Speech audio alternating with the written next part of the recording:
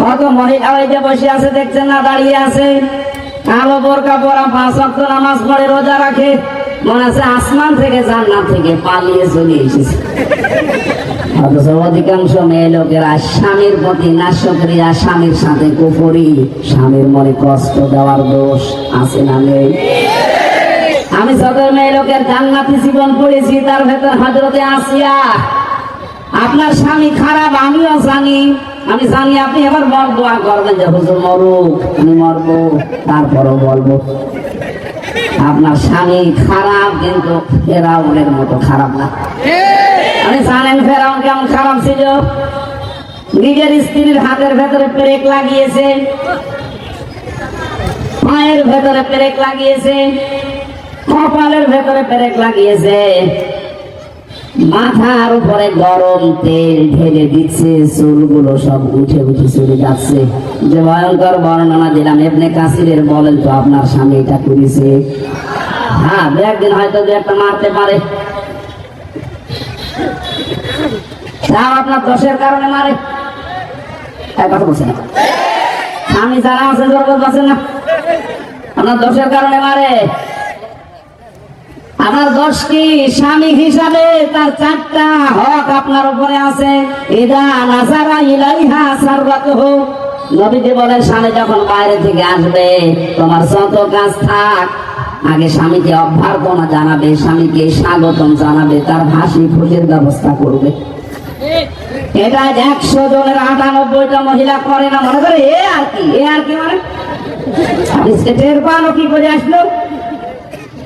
মাথার ঘাম পায়ে ফেলে আপনার মুখে হাসি ফোটাতে এত কষ্ট করে বাইরে থেকে আসে, তাকে একটু হাসি খুশি, তার আনন্দ ফুর্তি, তাকে একটু অভ্যর্থনা জানানো, স্বাগতম দিয়ে একটু ধন্যবাদ দেওয়া আছে, না তুমি খুব কষ্ট করো আমাদের জন্য, এসব না 14 রকমের বায়নার কথা তুলে ধরে ওই সময়। এমনি মাথা গরম হয়ে আছে, তখন পিটাবে না, করবে কি? পিটাবে, কোনো অসুবিধা নেই। 4 জায়গায় বাদ দিয়ে মারবেন, মাথায় মারবেন না, মুখে মারবেন না, বুকে মারবেন না, পিঠে মারবেন না, মাথা থেকে শুরু করে এমন জায়গায় মারবেন যেন দেখাতে না পারে। না, আমি মায়ের জন্য উদ্বুদ্ধ করছি না, এরা মায়ের খায় এসব কারণে। স্বামী বাইরে থেকে আসে, ওরা যে প্রথম দায়িত্ব, ইদা নাজারা ইলাইহা সাররাতুহু, তাকে আনন্দ দেওয়া, তার ক্লান্তি যেন দূর হয় আপনার আচরণ দেখে, আপনার ব্যবহার আচার দেখে, আপনার চেহারা দেখে। না বাংলা পাঁচের মতো করে আছে, দেখলে ছাতা ছিল রাগ আর ডবল বাড়ে। এরকম বউ আছে কার? হাত তোলেন তো। একজন আছে, আপনার বউ আছে? 80-90 বছর বয়স বউ তো মরে যাওয়ার কথা। না না, ওটা পাগল মনে হয়, বউ নেই। হ্যাঁ, 2 নাম্বারটা মেয়েরা শোনেন। ওয়াইদা বাবা আনহা হাফিজাতুহু, স্বামী যখন বাইরে যাবে, নেককার মহিলার গণাগণ হচ্ছে, সে তার শরীরকে ইজ্জত আবরু, স্বামীর সন্তান এবং স্বামীর সম্পদকে সে হেফাজত করবে। এগুলো হেফাজত করা দূরের কথা, ভুলাই যায়। মোবাইল একটা হাতে ধরিয়ে দিয়েছে, সারাদিন সারা রাত বসে বসে আপনার বাচ্চা দেখে, আর আপনি সারাদিন শুধু সিরিয়ালে আছেন। আপনি কি হেফাজত করলেন স্বামীর সন্তানটা? এখন বলছেন না, এটা দায়িত্ব ছিল স্বামীর সন্তানটা হেফাজত করে রাখা। আপনি একটা শিক্ষিত মেয়ে লোক, স্বামী বাইরে গেছে, তখন আপনি দিন পেয়েছেন, বন্ধু নিয়ে এসে আপনি আনন্দে আছেন, মোবাইলে তখন কথা বলার পাহাড় তৈরি হয়, কবিরা গুনাহ হবে আপনার। কারণ মেয়েরা মোবাইলে, ফোনে, ফ্যাক্সে, পর্দার আড়ালে কোন আওয়াজে কথা বলবে, সে আওয়াজ পর্যন্ত আল্লাহ কোরআনে দিয়েছে। সূরা আহজাবের 22 নম্বর আয়াতে আল্লাহ জানিয়েছেন, ইয়া নিসান নাবিয়্যি লাস্তুন্না কাআহাদিম মিনান নিসা, ইলা আখিরি আয়াত। তাফসীর খাজানের ভেতরে আছে, আল্লাহ পাক বলেন, হে নবীর স্ত্রীরা, যদি বাইরের কারোর সাথে কথা বলতে চাও, পর্দার থেকে হোক, হেজাবের বাইরে থেকে হোক, এটা তুই এখন আধুনিক ব্যাখ্যা করা লাগবে, মোবাইল ফোন, ফ্যাক্স, আপনি যদি মোবাইলেও কারোর সাথে কথা বলতে চান, ওটা যদি বড় পুরুষের গলা হয়, সে আপনার গোলা ভাই হোক। গোলা ভাই বড় পুরুষ না? কথা বলছেন না? শুধু 14 জন পুরুষ মানুষ বাদ দিয়ে কয়জন? আরো জোরে বলেন। আপনার বাবা যদি হয়, আপনার আপন ভাই হয়, আপনার বোনের ছেলে হয়, বোনের মেয়ে হয়, আপনার মেয়ের যে স্বামী আছে ওইটা যদি হয়, কি হয় এটা সম্পর্কে? জামাই। এরকম আপনার আপন মামা হয়, আপন চাচা হয়। এরকম 14 জন পুরুষ মানুষ বাদ দিয়ে যদি কাবা শরীফের ইমাম সাহেব যদি কল দেয় আপনাকে, মোবাইল ধরবেন, কথাও বলবেন।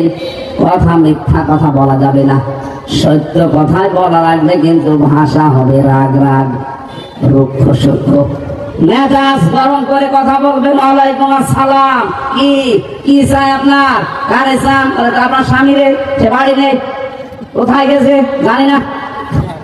এমন কাজ করবেন ও যেন বোঝে আল্লাহ কি মহিলা না আজরাইল। আর যদি আপনি শাবনুরের কণ্ঠ দিয়ে শুরু করেন, কি বিয়াই বলেন, আপনি 1 দিন 2 দিন 5 দিন পরে দেখবেন শয়তান আপনারে দিয়ে আল্লাহর রাস্তায় পাঠিয়ে দিয়েছে। মেয়েরা কি আওয়াজ নিয়ে কথা বলবে সেইটা যদি আল্লাহ কোরআনে দেয়, মেয়েরা কিভাবে রাস্তাঘাটে হাঁটবে ওইটা কোরআনে নেই। এরপরে আয়াতে আছে তাবাররুজনা তাবাররুজাল জাহিলিয়াতিল উলা। এ তাবাররুজের অর্থ 3টা। 1 নম্বরে মেয়েরা যখন রাস্তাঘাটে আসে তখন তাদের সাজগোজ বেড়ে যায়। এটা জাহিলি যুগের মেয়েদের কারবার। এই জন্য কোন মহিলা যদি নিজের সাজগোজ বাড়িয়ে রাস্তায় আসে, ও জান্নাতের ঘ্রাণও পাবে না। আপনি সাজগোজ করবেন, মাস্ক দিয়ে করেন আপনার স্বামীর জন্য, শুধু ঘরে নিজের সাজগোজ করে স্বামীর সাথে হাত ধরে যাচ্ছেন বাজারে, স্বামী খুশি করার জন্য না পাবলিক? আপনি দায়িত্ব, আপনার স্বামীও দায়িত্ব। 2 নম্বরে যখন রাস্তাঘাটে আসে তখন ওদের পোশাক হয়ে যায় ছোট খাটো, 8-60। এখানে মেয়েদের চোস পায়জামা পরা যায় যে, কি কথা বলছেন? এমন এমন স্কিন টাইট জামা এখন গেঞ্জি এখন বের হচ্ছে, যেটা বাবার সামনে পর্যন্ত মেয়েরা গায়ে দিতে পারে না। কথা বলে দেখেন। অথচ ওইটা পরে উনি দুলা ভাই সামনে যাচ্ছে, বলে এ আর কি বড় ভাই, বড় ভাই। কয়েকদিন পরে যে আল্লাহ রাস্তায় নিয়ে চলে যাবে। 3 নম্বরে মেয়েরা রাস্তায় আসলে তখন মাজা হেলাধুলা করে চলে। এই 3টা অর্থ তাবাররুজের। নবীজি বলেন 3টার একটাও যদি কোনো মেয়ে লোকের ভেতরে পাওয়া যায়, ও নামাজ পড়তে পারে, রোজা রাখতে পারে, মুসলমান দাবি করতে পারে, এরপরও জাহান্নামে যাবে। স্বামীর বিষয়টা তুলেছিলাম কেন? 3 নাম্বার আপনার দায়িত্ব, তুইনু আলা দীনি যাওজাতিহা। আপনার স্বামীকে দ্বীনের কাজে সাহায্য করবেন। সে যদি মানবতার সেবা করে, দ্বীন প্রচার করে, দ্বীন কায়েমের চেষ্টা করে, তাকে সাহায্য করবেন, ছাড় দেবেন, উৎসাহ দেবেন না, আপনি আরো বাধা দেন। এই কথা বলেন না কেন? 4 নম্বরে স্বামী যেটা পছন্দ করে, আপনি যদি সত্যি জান্নাতে যেতে চান, স্বামীর এই হুকুমের গুরুত্ব দেবেন।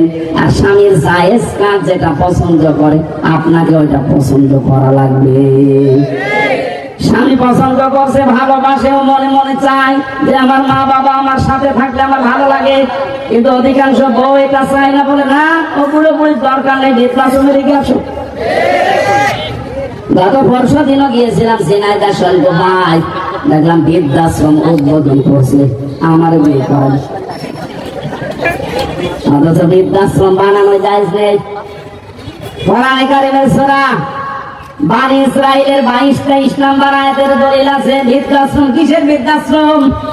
যেই কয়টা বৃদ্ধাশ্রমে দেখলাম, ওই রাঙ্গামাটির লঙ্গদুপ, এদিকে নীলফামারীর কিশোরগঞ্জ থানায় একটা বৃদ্ধাশ্রম, আর এই ঝিনাইদহ শৈল পায়।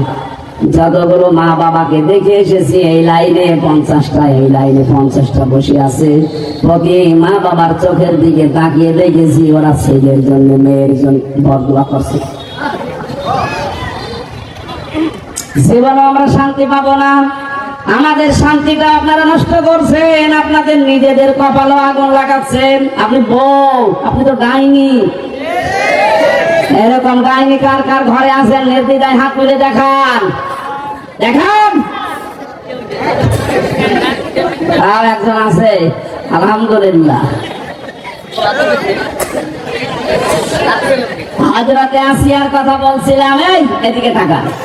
এমন কঠিন পরিস্থিতিতে স্বামী আল্লাহ রাব্বুল আলামিন নিজে জান্নাত জিবরাইলকে দিয়ে বললেন, নিয়ে যাও আমার বান্দির সামনে।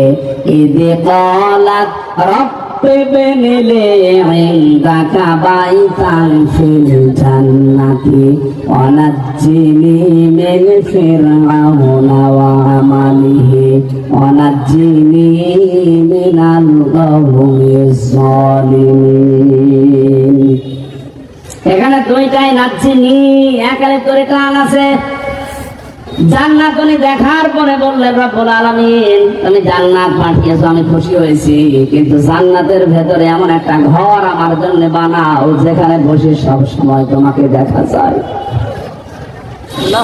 তোমাকে আর একটা কথা আমি আহ্বান জানাই, আরজি করি আল্লাহ তোমার কাছে, আমার স্বামী সে নিজে এবং তার দলবল দিয়ে আমার উপর অত্যাচার করায়, এটা দেখে যেন তুমি রেগে যেও না। তুমি আমাকে, আমার স্বামী এবং তার যে অত্যাচারিত বাহিনী আছে, অত্যাচার যাদেরকে দিয়ে করে, এই জালেমদের হাত থেকে তুমি আমাকে বাঁচাও, কিন্তু আমার স্বামীর উপরে তুমি গজব দিও না। কত বড় কঠিন পরিস্থিতিতে স্বামীর জন্য বরদোয়া দেয় না, আর এখনকার কিছু হলে উল্টা পাল্টা কথা বলছে না। একটা শাড়ি কম হলে আপনি গালি দেন, একটা সাবান কম হলে আপনার মন পাওয়া যায় না। আপনি কিসের বউ? আমার মনে হয় আপনি অন্যের বউ। নবীজি জানিয়েছেন, কোন স্ত্রী যদি এটা সত্যি চায় যে আমার স্বামী আরো বেশি দিন বেঁচে থাক, আমার স্বামীর হায়াত আরো বেড়ে যাক, তার সন্তান, তার সম্পদ, তার মান সম্মান, প্রভাব প্রতিপত্তি, তার যশ খ্যাতি আরো বেড়ে যাক, এই স্ত্রী যেন সব সময় তার স্বামীর পেছনে এইভাবে লেগে থাকে, স্বামী তুমি আর যাই করো, অন্তত তোমার সাথে রক্তের সম্পর্ক যাদের যাদের আছে এইগুলো ভালো করে ঠিক রাখো। আর 100 ভাগের 98টা স্ত্রীর কারণে আমরা অধিকাংশ গুলো রক্তের সম্পর্ক আরো নষ্ট করে ফেলি। আমার সাথে আমার বোনের সম্পর্ক ঠিক থাকে না আমার বউর কারণে, এক বলছে না। আমার সাথে আমার চাচার সম্পর্ক ঠিক নেই আমার বউর কারণে, আমার সাথে আমার মা বাবার সম্পর্ক ঠিক নেই আমার বউর কারণে, আমার সাথে আমার ভাইয়ের সম্পর্ক ঠিক নেই আমার বউর কারণে। এই যেগুলো বললাম এগুলো সব রক্তের সম্পর্ক কিনা বলেন তো? আশা করছি ইঙ্গিতে আপনি যদি জ্ঞানী মহিলা হয়ে থাকেন, বুদ্ধিমান হয়ে থাকেন, বুদ্ধিমতী হয়ে থাকেন, আপনি বুঝবেন। আর যদি আবু জাহেলের স্ত্রী হিন্দা সে কি না কেরার মতো হয়ে থাকেন, কিয়ামতের আগ পর্যন্ত বোঝালে আপনি বুঝবেন না। আল্লাহ পাক আপনাকে হযরতে খাদিজাতুল কুবরার মতো যেন তৈরি করে দেন, বলেন আমিন। এই পৃথিবীতে একটাই মাত্র মহিলা আল্লাহ যাকে সালাম পাঠিয়েছেন জীবিত অবস্থায়।